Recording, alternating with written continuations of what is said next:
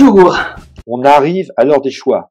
On arrive à l'heure où soit on trouve des alternatives aux GAFAM, soit les données de santé, c'est eux qui vont les prendre. D'abord, imaginez peut-être une réunion des plus grands dealers de la planète.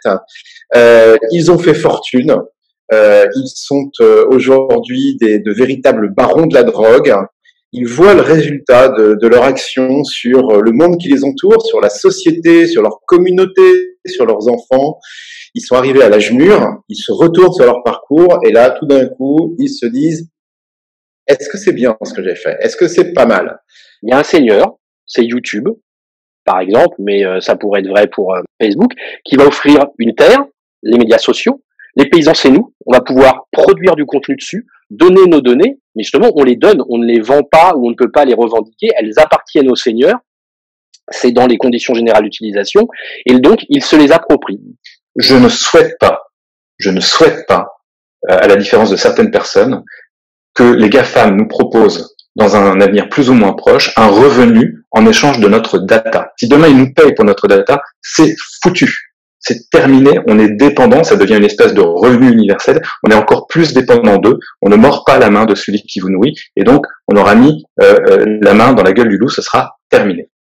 Donc je ne sais pas si le démantèlement est une bonne solution, il y a peut-être la meilleure possibilité, ce serait de laisser la libre concurrence dans des règles d'économie de marché pure et parfaite s'exprimer, parce que la stratégie américaine, c'est de croître très rapidement, d'être leader sur un marché, et après, cyniquement, de payer des amendes, des procès, et d'utiliser du cash pour racheter des startups et la terre entière, et en même temps, de payer des lobbyistes à Bruxelles et un peu partout pour imposer leur volonté. Et que la puissance de l'État, finalement, elle repose désormais sur d'autres axiomes que la seule puissance des armes.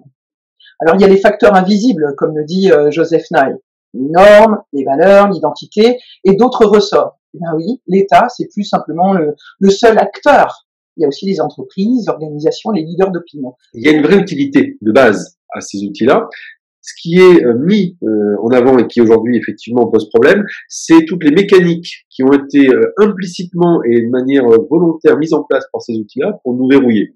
Peut-être une petite subtilité quand on parle de monde virtuel, c'est que il a tendance à nous tracer encore plus que les profils qu'on peut imaginer et qu'on a sur les différents autres outils.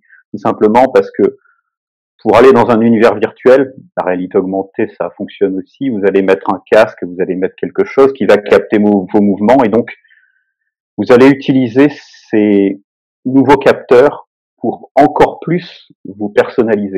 C'est typiquement le problème et la question du stockage des données. Là, récemment, il y a l'État français qui a essayé de changer que le stockage des données de santé du Covid ne soit pas stocké sur le cloud de Microsoft, mais sur un cloud français pour éviter que les données partent un petit peu n'importe où. Je crois que le fait que ce soit que américaine qui pose problème, même si c'est quand même un énorme problème, et notamment avec le Cloud Act qui permet à n'importe quel shérif du fin fond des États-Unis d'accéder aux données hébergées par les sociétés qui sont sous juridiction américaine, c'est-à-dire même les filiales des maisons mères américaines, faut quand même le dire. Pour aller plus loin, je ne peux que vous conseiller de lire le livre Web 2.0, 15 ans déjà et après, aux éditions Kawa. C'est une séquence pub, oui, parce que tous les droits d'auteur sont reversés à 2 associations qui œuvrent pour l'inclusion numérique, Emmaüs Connect et Startup for Kids, et puis surtout cultivez votre curiosité.